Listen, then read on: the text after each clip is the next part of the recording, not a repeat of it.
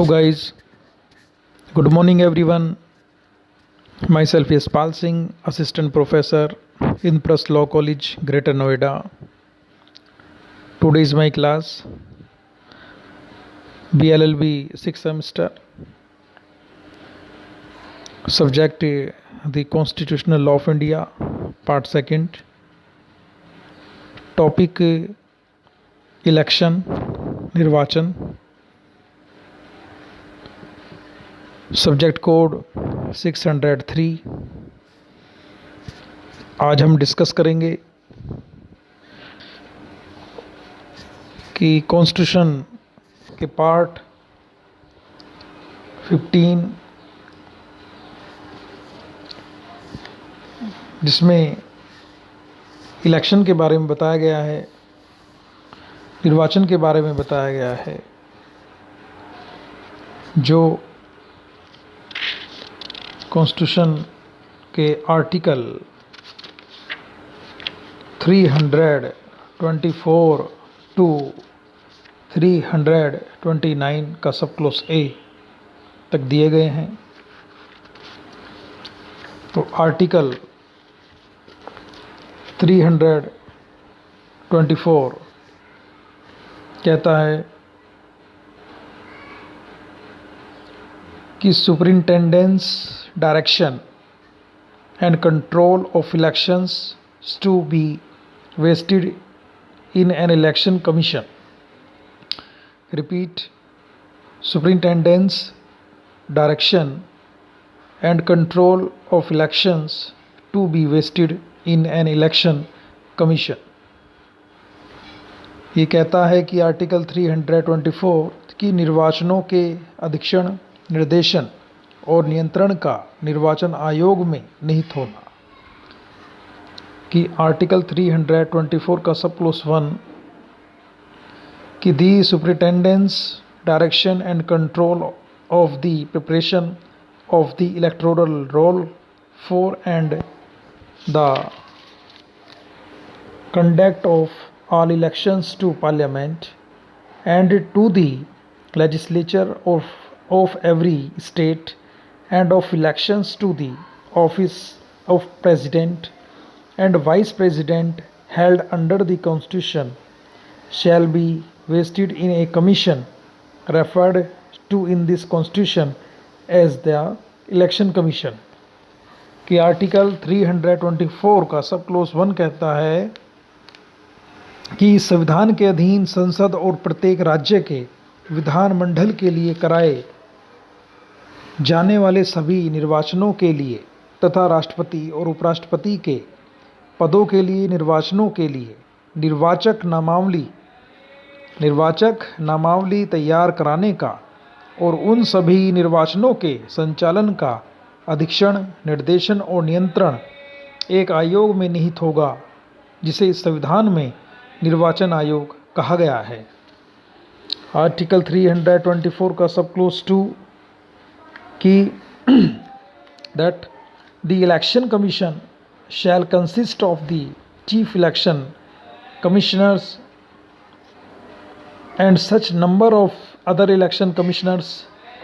if any chief election commissioners and other election commissioners shall, subject to the provisions of any law made in that behalf by parliament, be made by the president. मैं repeat करता हूँ, article 324 का sub clause 2, the election commission shall consist of the chief election commissioners and such numbers of other election commissioners if any as the president may from time to time fix and the appointment of the chief election commissioners and other election commissioner shall, subject to the provisions of any law made in that behalf by parliament, be made by the president. कि article 324 का sub clause 2 कि निर्वाचन आयोग मुख्य निर्वाचन आयुक्त और उतने अन्य निर्वाचन आयुक्तों से यदि कोई हो जितने राष्ट्रपति समय समय पर नियत करे मिलकर बनेगा तथा मुख्य निर्वाचन आयुक्त और अन्य निर्वाचन आयुक्तों की नियुक्ति संसद द्वारा इस निमित्त बनाई गई विधि के उपबंधों के अधीन रहते हुए राष्ट्रपति द्वारा की जाएगी। आर्टिकल 324 का सब क्लोज 3 कहता है कि when any other election commissioner is so appointed the chief election commissioner shall act as the chairman of the election commission. कि आर्टिकल 324 का सब क्लोज 3 कहता है कि जब कोई अन्य निर्वाचन आयुक्त इस प्रकार नियुक्त किया जाता है तब मुख्य निर्वाचन आयोग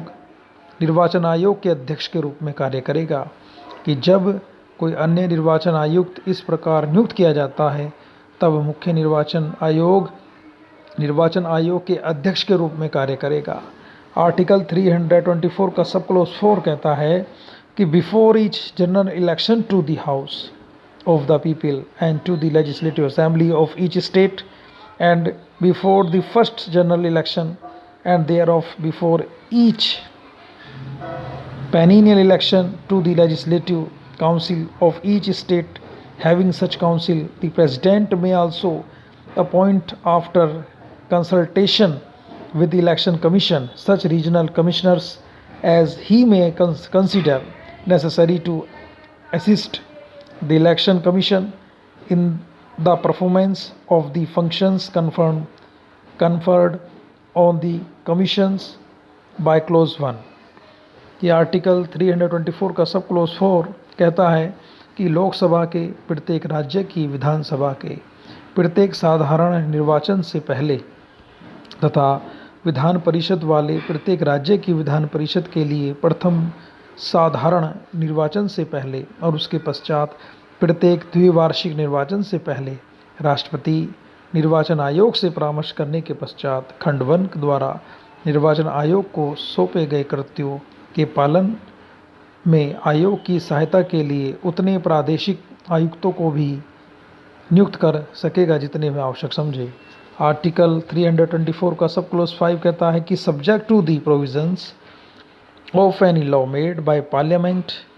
the conditions of service and tenure of office of the election commissioners and the regional commissioners shall be such as the president may by rule determine। कि संसद द्वारा बनाई गई किसी विधि के उपबंधों के अधीन रहते हुए निर्वाचन आयुक्तों और प्रादेशिक आयुक्तों की सेवा की शर्तें और पदावधि ऐसी होगी जो राष्ट्रपति नियम द्वारा अवधारित करे। प्रोवाइडेड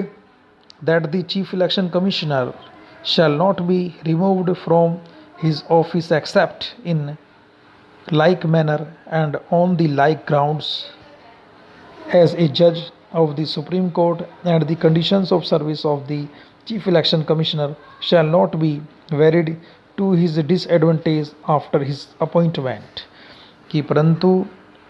मुख्य निर्वाचन आयुक्तों को उसके पद से उसी रीति से और उन्हीं आधारों पर ही हटाया जाएगा जिस रीति से और जिन आधारों पर उच्चतम न्यायालय के न्यायाधीशों को हटाया जाता है, अन्यथा नहीं। और मुख्य निर्वाचन आयुक्त की सेवा की शर्तों में उसकी नियुक्ति के पश्चात उसके लिए अलाभकारी परिवर्तन नहीं किया जाएगा। Provided further that any other election commissioner or a regional commissioner shall not be removed from office except on the recommendation of the chief election commissioner। कि परंतु यह और किसी अन्य निर्वाचन आयुक्त या प्रादेशिक आयुक्त को मुख्य निर्वाचन आयुक्त की सिफारिश पर ही पद से हटाया जाएगा, अन्यथा नहीं। आर्टिकल 324 का सब क्लोज 6 द प्रेसिडेंट और the governor of a state shall when so requested by the election commission make available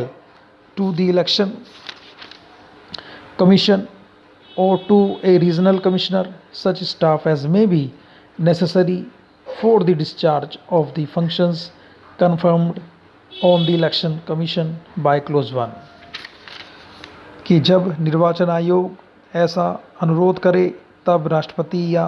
किसी राज्य का राज्यपाल निर्वाचन आयोग या प्रादेशिक आयुक्त को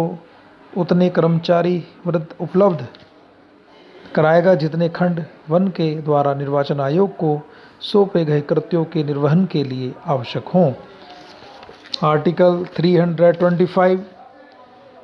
कि no person to be no person to be ineligible for inclusion in or to claim to be included in a special electoral roll on grounds of religion. Repeat Article 325. No person to be eligible for inclusion in or to claim to be included in a special electoral roll on grounds of religion कि धर्म, मूल वंश, जाति। Article 325 धर्म, मूल वंश, जाति या लिंग के आधार पर किसी व्यक्ति का निर्वाचक नामावली में सम्मिलित किए जाने के लिए अपात्र न होना और उसके द्वारा किसी विशेष निर्वाचक नामावली में सम्मिलित किए जाने का दावा न किया जाना। कि आर्टिकल 329 कि there shall be one general electoral roll for every territorial constituency for elections to either house of parliament or to the house of either house of the legislature of a state, and no person shall be eligible for inclusion in any such roll or claim to be included in any special electoral roll for any such constituency on grounds only of religion, race, caste, sex और any of them. कि संसद के प्रत्येक सदन या किसी राज्य के विधानमंडल के सदन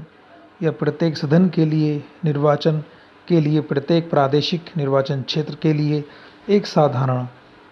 निर्वाचक नामावली होगी और केवल धर्म, मूल वंश, जाति, लिंग या इनमें से किसी के आधार पर कोई व्यक्ति ऐसी किसी नामावली से में सम्मिलित किए जाने के लिए अपात्र नहीं होगा या ऐसे किसी निर्वाचन क्षेत्र के लिए किसी विशेष निर्वाचक नामावली में सम्मिलित किए जाने का दावा नहीं करेगा। आर्टिकल 326 कहता है कि elections to the house of the people and to the legislative assemblies of states to be on the basis of adult suffrage. कि लोकसभा और राज्य की विधानसभाओं के लिए निर्वाचनों का वयस्क मताधिकार के आधार पर होना। Repeat election to the house of the people and to the legislative assemblies of states to be on the basis of adult suffrage. कि लोकसभा और राज्यसभा की विधानसभाओं के लिए निर्वाचनों का वयस्क मताधिकार के आधार पर होना। कि the election article 326 the elections to the house of the people and to the legislative assembly of every state shall be on the basis of adult suffrage, that is to say every person who is a citizen of India and who is not less than 18 years of age on such date as may be fixed in that behalf by or under any law made by the appropriate legislature and is not otherwise disqualified under this constitution or any law made by the appropriate legislature on the ground of non-residence, unsoundness of mind, crime or corrupt or illegal practice shall be entitled to be registered as a voter at any such election। ये article 326 कहता है कि लोकसभा और प्रत्येक राज्य की विधानसभा के लिए निर्वाचन वयस्क मताधिकार के आधार पर होंगे अर्थात प्रत्येक व्यक्ति जो भारत का नागरिक है और ऐसी तारीख को जो समुचित विधानमंडल द्वारा बनाई गई किसी विधि द्वारा या उसके अधीन इस नियत की जाए कम से कम 18 वर्ष की आयु का है और इस संविधान या समुचित विधानमंडल द्वारा बनाई गई किसी विधि के अधीन अनिवास, चित्त विकृति, अपराध या भ्रष्ट या अवैध आचरण के आधार पर अन्यथा निर्हित नहीं कर दिया जाता है, ऐसे किसी निर्वाचन में मतदाता के रूप में रजिस्ट्रीकृत होने का हकदार होगा। आर्टिकल 327 कि अकॉर्डिंग टू आर्टिकल 327 कि power of Parliament to make provision with respect to election to legislature. कि power of Parliament to make provision with respect to elections to legislature कि subject to the provisions of the कि विधानमंडलों के लिए निर्वाचनों के संबंध में उपबंध करने की संसद की शक्ति। आर्टिकल 327 कि विधानमंडलों के लिए निर्वाचनों के संबंध में उपबंध करने की संसद की शक्ति। कि subject to the provisions of this constitution Parliament may from time to time by law make provisions with respect to all matters relating to or in connection with elections to either house of parliament or to the house of either house of the legislature of a state, including the preparation of electoral rolls, the determination of constituencies, and all other matters necessary for securing the due constitution of such house of or houses। कि संविधान ये according to article 327 कि संविधान के उपबंधों के अधीन रहते हुए संसद समय समय पर विधि द्वारा संसद के प्रत्येक सदन या किसी राज्य के विधान मंडल के सदन या प्रत्येक सदन के लिए निर्वाचनों से संबंधित या सशक्त सभी विषयों के संबंध में जिनके अंतर्गत निर्वाचक नामावली तैयार कराना, निर्वाचन क्षेत्रों का परिसीमन और ऐसे सदन या सदनों का सम्यक गठन सुनिश्चित करने के लिए अन्य सभी आवश्यक विषय हैं उपबंध कर सकेगी। Article 328 power of legislature of a state to make provision with respect to elections to such legislature. किसी राज्य के विधानमंडल के लिए निर्वाचनों के संबंध में उपबंध करने की उस विधानमंडल की शक्ति। कि subject to the article according to 328 article 328 कि subject to the provisions of this constitution and in so far as provisions in that behalf is not made by the parliament the legislature of a state may from time to time by law make provisions with respect to all matters relating to or in connection with the elections to the house or either house of the legislature of the state, including the preparation of electoral rolls and all other matters necessary for securing the due constitution of such house or houses। कि according to article 328 इस संविधान के उपबंधों के अधीन रहते हुए और जहाँ तक संसद इस निमित्त उपबंध नहीं करती है वहाँ तक किसी राज्य का विधानमंडल समय समय पर विधि द्वारा उस राज्य के विधान मंडल के सदन या प्रत्येक सदन के लिए निर्वाचनों से संबंधित या सशक्त सभी विषयों के संबंध में जिनके अंतर्गत निर्वाचक नामावली तैयार कराना और ऐसे सदन या सदनों का सम्यक गठन सुनिश्चित करने के लिए अन्य सभी आवश्यक विषय हैं उपबंध कर सकेगा। आर्टिकल 329 कि bar to interference by courts in electoral matters कि अकॉर्डिंग टू आर्टिकल 329 निर्वाचन संबंधी मामलों में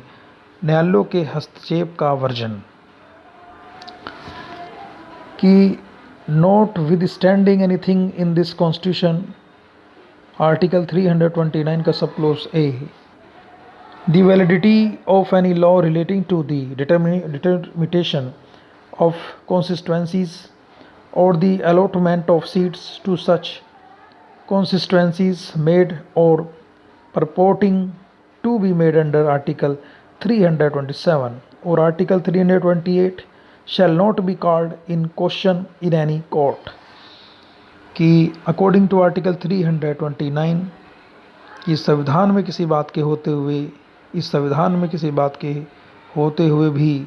अनुच्छेद 327 या अनुच्छेद 328 के अधीन बनाई गई या बनाई जाने के लिए